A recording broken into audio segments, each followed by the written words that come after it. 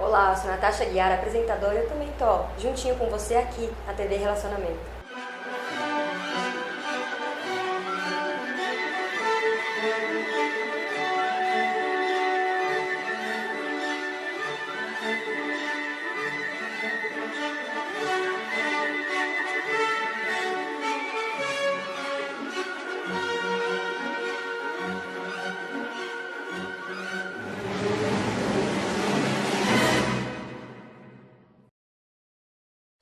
Olá, internautas! Iniciamos mais um programa Quadrinhos para Quadrados Redondos e hoje nós vamos falar de um personagem criado por Lee Falk e inicialmente desenhado por Phil Davis.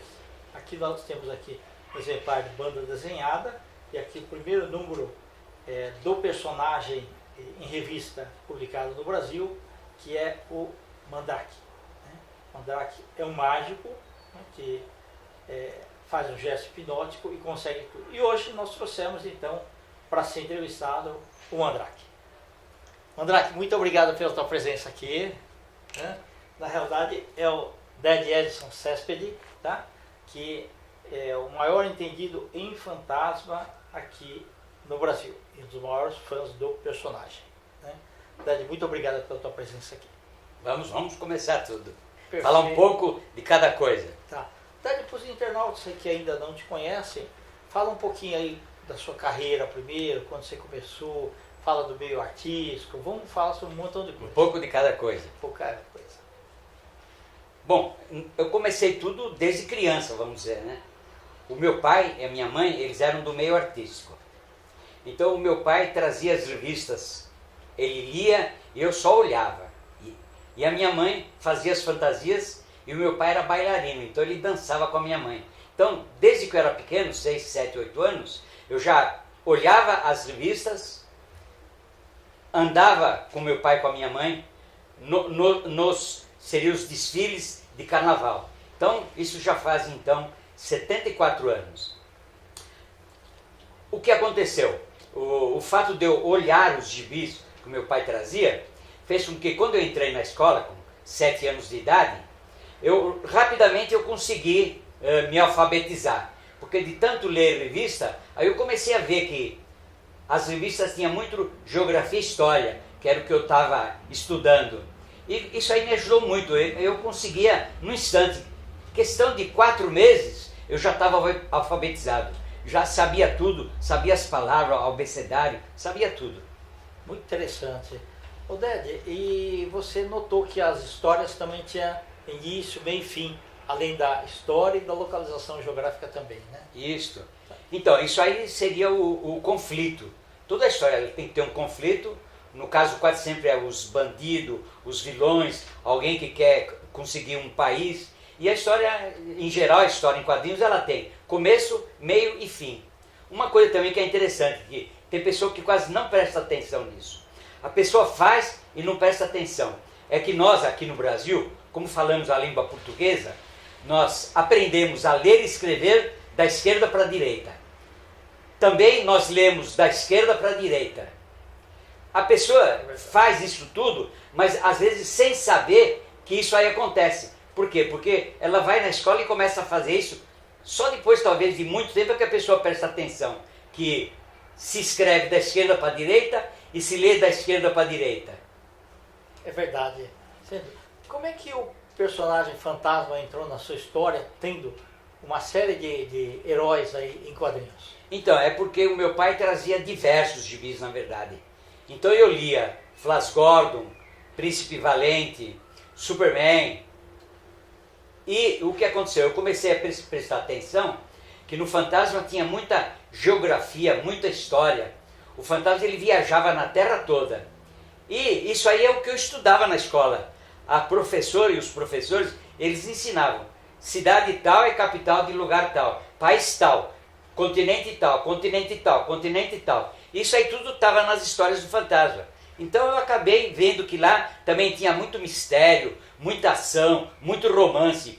E isso aí é o que prende a atenção das pessoas nas histórias em geral. Perfeito. E cativou você o fato do Fantasma ter 400 anos? Como o pessoal foi falando que os nativos não sabiam que passava de geração em geração.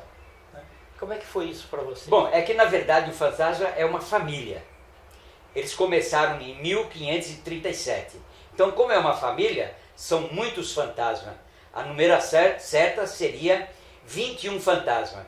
O nosso herói, que foi criado pelo Lee Falk, é o 21º. Da linhagem. Dessa linhagem. Por isso que são entre 400 anos e hoje em dia já está entre 400 e 500. Então, o que acontece? Cada fantasma que falece, o filho toma o lugar dele. Porque esse filho, ele já foi preparado em estudos, artes de guerra, ele é preparado em tudo que é para ser um combatente do crime, um detetive, uma pessoa que vai enfrentar muitos bandidos na terra toda. E também ele deixa um legado. Existem as crônicas do fantasma. Ele deixa escrito aquilo que aconteceu, né? Para servir de base e ensinamento para o próximo fantasma. Isso, porque o fantasma ele reside numa caverna. Nessa caverna tem diversos nichos, onde cada um tem uma coisa. Uma delas é as crônicas. Cada fantasma registra tudo o que aconteceu na vida dele. As aventuras, o que ele precisou fazer para poder resolver certas coisas. E essas crônicas é sempre consultada por todos os fantasmas, porque isso vai ajudando ele a ter conhecimento do crime, como combater o crime, que é o que o fantasma faz, combater o crime. E tem histórias muito cativantes. Por exemplo, teve um dos descendentes do fantasma que ele não tinha muita paciência. Então ele lê as crônicas da história da corrente e ele acaba então tendo mais ensinamentos para tratar aquele caso. Né? Isso, então, essa aí é uma história interessante, que o nome dela é História da Corrente. O fantasma, ele mora na África, hoje em dia é África, antigamente era a Ásia. Então, algumas tribos estavam brigando por direitos de pescar de um lado do rio, outro pescar do lado do rio, e ele ia lá e resolvia tudo. Aí eles voltavam a brigar. O fantasma ia lá e resolvia de novo. Aí brigavam de novo, o fantasma, uma hora ele se encheu e falou, eu não vou resolver mais nada, não vou mais fazer, não vou pacificar eles não. Aí veio o mais velho da tribo, falou para ele, fantasma, você sabe por que tem essa corrente aqui do lado do seu trono? Aí ele falou, não sei não. Ele falou, vou contar. Aí ele conta a história da corrente. O 20º fantasma, que era o pai dele, tinha uma noiva, e essa noiva veio para a África para casar com ele. Mas num caminho, um príncipe raptou essa noiva e levou ela para o reinado dele para casar com ela lá. E o fantasma não gostou. Ele saiu em campo e foi lá para tentar salvar a noiva. Mas ele não deu sorte, esse príncipe prendeu o fantasma e amarrou ele com grilhões num lugar, como se fosse um touro, onde ele virava, ele ficou acorrentado lá. Só que ele percebeu que o elo da corrente, ela batia na pedra, e cada vez que batia, saía uma faísca, batia, faísca. Aí ele notou que aquilo podia com o tempo desgastar, abrir aquele elo e ele se libertar. E foi o que aconteceu.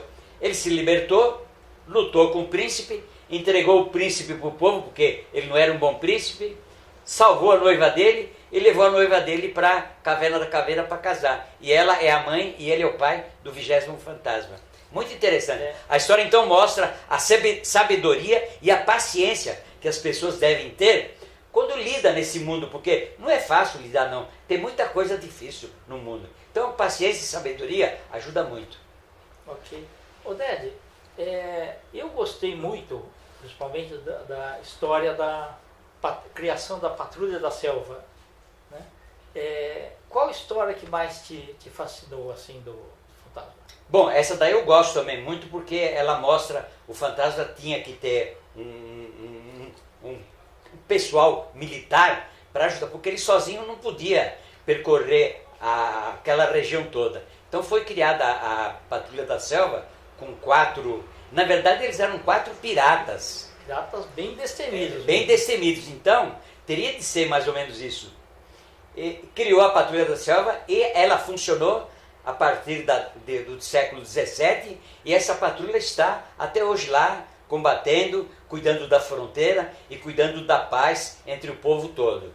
Agora, eu, na verdade, gosto bastante dos Piratas de Sing, porque tem umas coisas que eu gosto Aqueles muito... do Rei Moore ainda. Isso. Tá. Eu gosto muito, são de origens. É claro, a Patrulha da Selva também tem uma origem. Muitas histórias têm origem. Eu gosto dessa porque lá tem a origem. Lá conta como o primeiro fantasma começou a trabalhar nisso, porque essa foi a década de 1537. O pai do primeiro fantasma era um navegador. Então eles sobraram nas costas lá na verdade, na primeira história era na Ásia. Certo. Depois que o Lee Falk achou que seria melhor passar tudo para a África, mas era na Ásia. Eles atacaram, ele era um garoto ainda, ele viu o pai ser assassinado por um pirata e deu um tufão naquele dia e ele caiu do navio e foi parar numa praia. Nessa praia estavam lá os pigmeus, que era uma tribo que estava lá, cuidaram dele, ele ficou bom, e depois de uns dias ele começou a ver que apareceu na praia um cadáver. Aí ele foi ver o cadáver e tinha as roupas do pai dele. Ele entendeu que aquele pirata então que tinha matado o pai dele, pegou as roupas, vestiu e estava lá com as roupas do pai. Nessa época eles queimavam os defuntos. Eles queimavam e ele pediu o crânio. Sobre esse crânio, aí ele jurou de combater a ganância, a injustiça e a crueldade na terra toda e a pirataria. E foi aí que começou o primeiro fantasma. Ele, e junto com os pigmeus Bandar. Até ter a história do primeiro fantasma exato, da roupa, uniforme, tudo que também conta numa outra história. O Dede, até o fantasma realmente é imortal, porque muitos personagens foram feitos e alguns desapareceram com o tempo. Mas o fantasma ele continua sendo publicado. E aqui você me trouxe essa reportagem aqui que fala do que? Então, é um tema, é um parque temático na Suécia, onde tem tudo o que teria de ter nas histórias do fantasma. Então ele é muito bem visitado. Por quê também? Porque tanto na Suécia como na Austrália vende muitos gibis. Então esse parque temático ele seria como um Disneylândia e outros assim, como o nosso brasileiro aqui, que foi do Faroeste. Qual é o nome dele mesmo? Do Clube dos Amigos Western? Não, lá em Santa Catarina.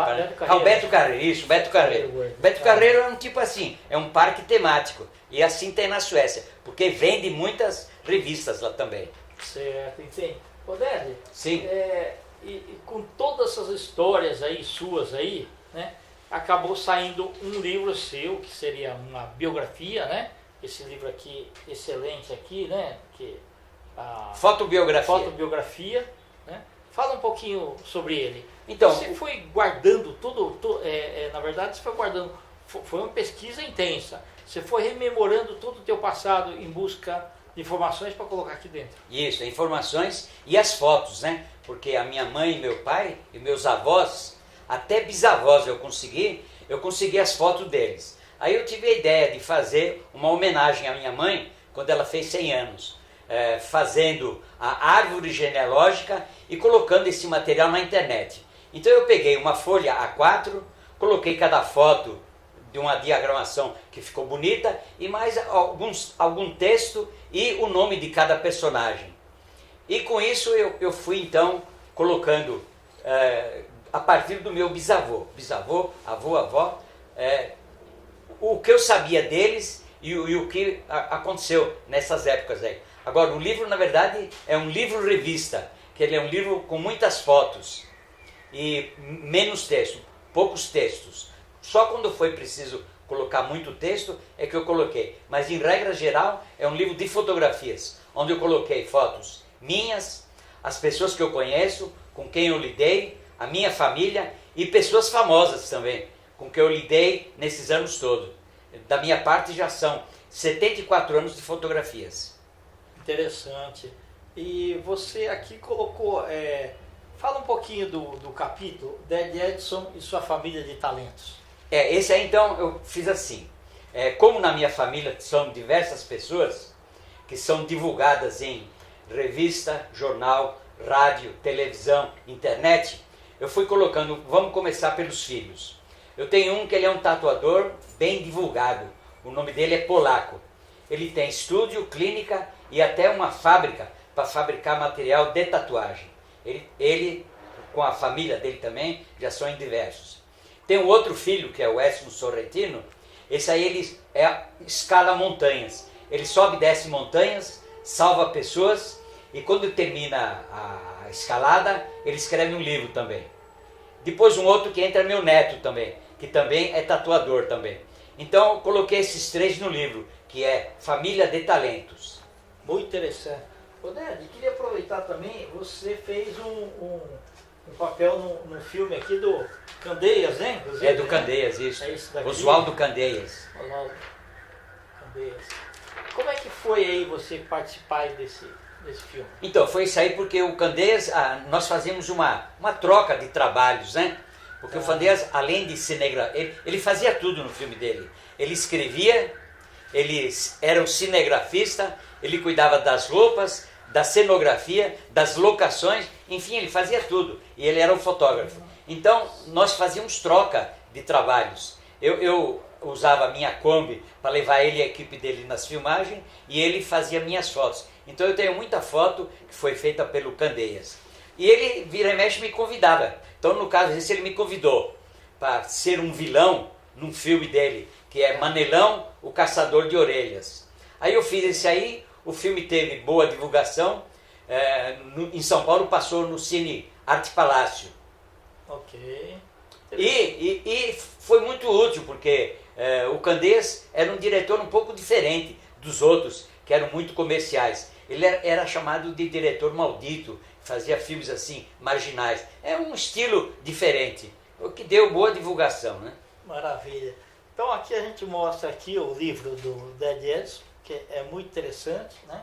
Realmente vale a pena. Depois no final você vai deixar seus contatos para quem quiser adquirir o livro, né? Ô Ded, fala um pouquinho da sua hemeroteca, né?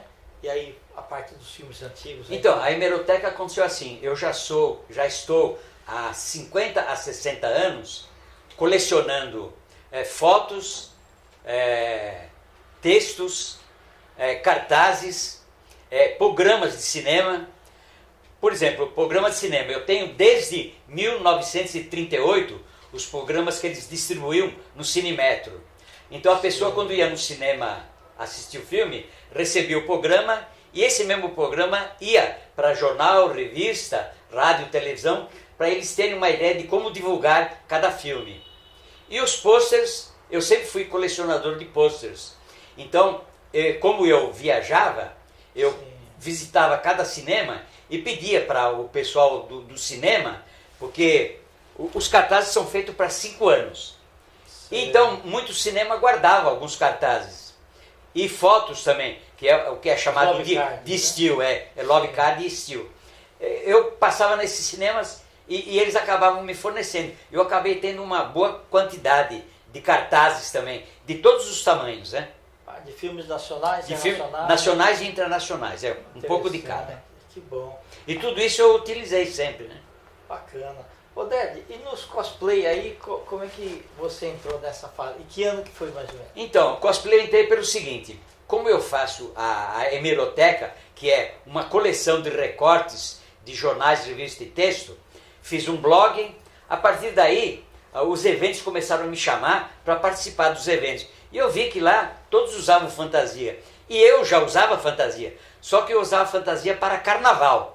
Era para as festas de carnaval e outras. Aí eu comecei a ver que o que essa moçada faz, eu também tinha prática de fazer, que é os desfiles e as performances de acordo com seus personagens. Como eu sou também professor de dança de salão, eu conheço as danças, aí eu acabei fazendo meu próprio show, que é simulação de duelo com dança da espada. Então a música é de acordo com a fantasia e a fantasia de acordo com os filmes antigos também.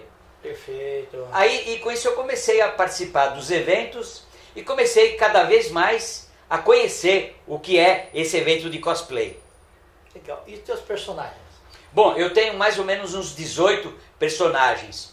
Eu dou uma certa preferência de fazer as performances de personagens que não tenham máscara. É uma vontade minha, um gosto. Porque assim as pessoas podem ver meu rosto. Ok. Então, Mandrake, Drácula, mexicano Pancho Villa, cangaceiro Lampião, Zorro, Pirata Sangrento, tudo é tirado de filmes e E outros. as fantasias, você encontra ou você manda fazer? Em geral eu mando fazer as fantasias, né? De acordo com cada personagem, né? Elas quase sempre têm as armas, chapéu e o restante, e os acessórios também. Bacana. Não, eu já estive com você em vários locais aí e o público tem uma receptividade muito grande, né? Dos O que acontece nos cosplay, que é bom a gente comentar isso aí, essa rapaziada toda, a gente nota que eles transmitem muita alegria. Eles estão lá se divertindo, brincando, fazendo novas amizades. E essa amizade toda, essa alegria toda, acaba transformando em felicidade. Então todos esses cosplayers, eles transmitem felicidade.